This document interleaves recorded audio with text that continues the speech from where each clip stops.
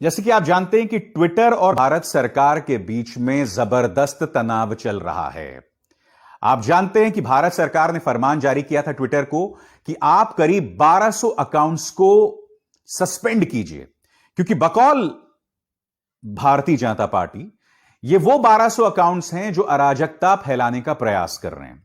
उसके बाद उन 1200 अकाउंट्स को हटाया गया, मगर फिर जब दबाव बना तो उनमें से उन्हें फिर से बहाल कर दिया गया। मगर अब हुआ क्या है कि आज राज्यसभा में यह मुद्दा उठा और रविशंकर प्रसाद एक एक सवाल का जवाब देने के लिए सामने आए। उनमें से उनका यह बयान भी था जो आपकी स्क्रीन पर है। उन्होंने कहा कि we will not allow the misuse of social media, government will definitely take action against the spread of fake news whichever the platform be. यानी कि रविशंकर प्रसाद कह रहे हैं कि जो भी फर्जी खबरें फैलाएगा हम उस पर सख्त एक्शन लेंगे। आज रविशंकर जी, मेरा आपसे एक बहुत ही ईमानदार सवाल, एक सीधा सा सवाल। यह शख्स कौन है? अमित मालवीय, भारतीय जनता पार्टी के प्रचार तंत्र का मुखिया। अब मैं आपके सामने एक एक करके तथ्यों के आधार पर बताने वाला हूं कि अमित मालवीय कितनी ही बार झूठ बोलते हुए पकड़ा गया है, गैर जिम्मेदाराना जानकारी देते हुए पकड़ा गया है। और यह जो पड़ताल है वो ऑल्ट न्यूज की पड़ताल के आधार पर मैं आपके सामने पेश कर रहा हूं। सबसे पहले दोस्तों, इस आदमी ने यह दावा किया था कि शाहीन बाग में 500 रुपए के बदले, जी हां आपकी स्क्रीन पर 500 रुपए के बदले जो है आंदोलन चल रहा है और सारा खेल जो है कांग्रेस का है। बाद में इसकी लंबी चौड़ी पड़ताल पाई गई, इसका कोई भी लेना देना दोस्तों शाहीन बाग से नहीं था और अमित मालवीय का झूठ पकड़ा गया। बात यहां नहीं रुकती है, आगे इन्होंने जो नागरिकता बिल के खिलाफ आंदोलन चल रहा था, एक बहुत ही गैर जिम्मेदाराना ट्वीट किया था। आपकी स्क्रीन पर इन्होंने यह कहा कि लखनऊ में पाकिस्तान जिंदाबाद के नारे लगाए गए। यानी कि इस जानकारी के जरिए आदमी भड़काने का प्रयास कर रहा था कि हमारी जमीन पर कुछ मुसलमान पाकिस्तान जिंदाबाद के नारे लगा रहे हैं। वो भी झूठ हुआ साबित। आपके स्क्रीन पर पता चला कि दरअसल पाकिस्तान जिंदाबाद के नारे नहीं लगाए जा रहे थे, नारे लगाए जा रहे थे ओवैसी साहब, काशिफ साहब हिंदुस्तान जिंदाबाद।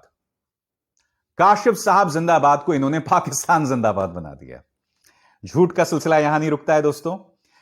इसके बाद यह भी कहा गया कि अलीगढ़ मुस्लिम यूनिवर्सिटी में नारे लगाए गए थे, हिंदुओं की कब्र खुदेगी। ये देखिए, यह दावा किया गया था हिंदुओं से आजादी, हिंदुओं की कब्र खुदेगी, जबकि नारा यह नहीं लगाया गया था। नारा यह लगाया गया हिंदुत्व की। और जब हिंदुत्व की हम बात करते हैं तो वो एक पॉलिटिकल सोच है, उसका लेना देना हिंदू धर्म से नहीं है, वो एक पॉलिटिकल सोच है। हिंदुत्व की खबर खुदेगी, ब्राह्मणवाद की खबर खुदेगी।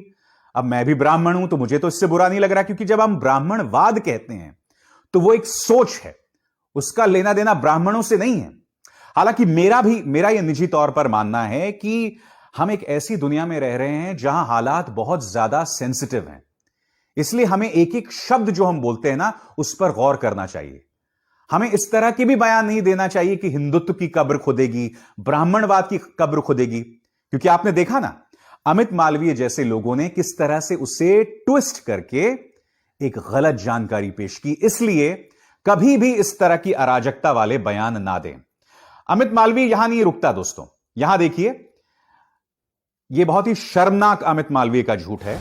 उन्होंने ये देखिए जवाहरलाल नेहरू की कई औरतों के साथ फोटो लगाई, जिसमें कई औरतों को वो गले लग रहे हैं, यहां पर कोई उन्हें किस कर रही है, किसी को वो सिगरेट पिला रहे हैं, खुद वो सिगरेट पी रहे हैं।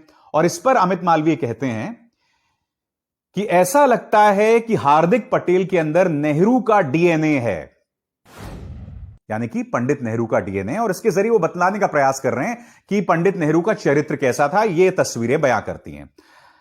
अब शर्मनाक बात यह है दोस्तों कि ये सारी तस्वीरें पंडित नेहरू के जो रिश्तेदार थे उनके साथ थी, उनकी भतीजियां या उनकी कोई बहन, उनके साथ तस्वीर थी। यानी कि इस आदमी को पंडित नेहरू के जो रिश्ते उनकी भतीजी या भांजी या बहन के साथ थी, उसके अंदर भी इसको अश्लीलता दिख गई।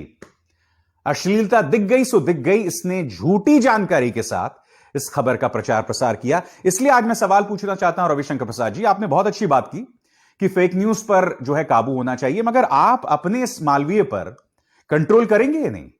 क्योंकि यह आपके प्रचार तंत्र का मुखिया है। बात यहां नहीं रुकती, आगे देखते हैं। मनमोहन सिंह के बारे में इसने इस झूठ का प्रचार प्रसार किया कि उन्होंने यह कहा कि मध्य प्रदेश और छत्तीसगढ़ की सरकारें बहुत अच्छी हैं। उस वक्त वहां पर बीजेपी का राज था। खैर, मध्य प्रदेश में तो अब भी है। जबकि मनमोहन सिंह यह नहीं कह रहे थे। मनमोहन सिंह ने यह कहा था कि मेरे रिश्ते मध्य प्रदेश की सरकार और छत्तीसगढ़ से अच्छे हैं। वो ये नहीं कह रहे थे कि मध्य प्रदेश और छत्तीसगढ़ की सरकारें अच्छी हैं। उन्होंने सिर्फ ये कहा कि मेरे रिश्ते उनके साथ अच्छे हैं। यहां पर भी गलत बयानी।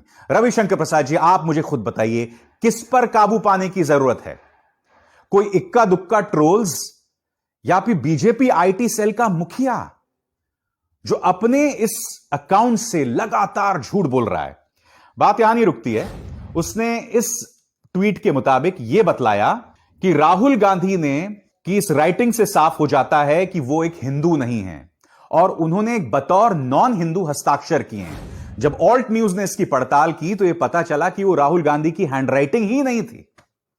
जी हां, यानी कि एक के बाद एक दोस्तों सिलसिला। और सबसे बड़ा झूठ, क्योंकि इसका इस्तेमाल भारतीय जनता पार्टी का प्रचार तंत्र अक्सर राहुल गांधी के खिलाफ करता है कि यहां से आलू डालूंगा वहां से सोना निकलेगा। याद है ना वो बयान? तो यहां पर अमित मालवीय जो है वो राहुल गांधी का मजाक उड़ा रहा है, जबकि राहुल गांधी ने यह बात नहीं की थी। राहुल गांधी ने क्या कहा था? राहुल गांधी ने कहा था कुछ महीने पहले यहां बाढ़ आई थी, 500 करोड़ दूंगा, ऐसा प्रधानमंत्री नरेंद्र मोदी ने कहा था। एक भी रुपया नहीं दिया।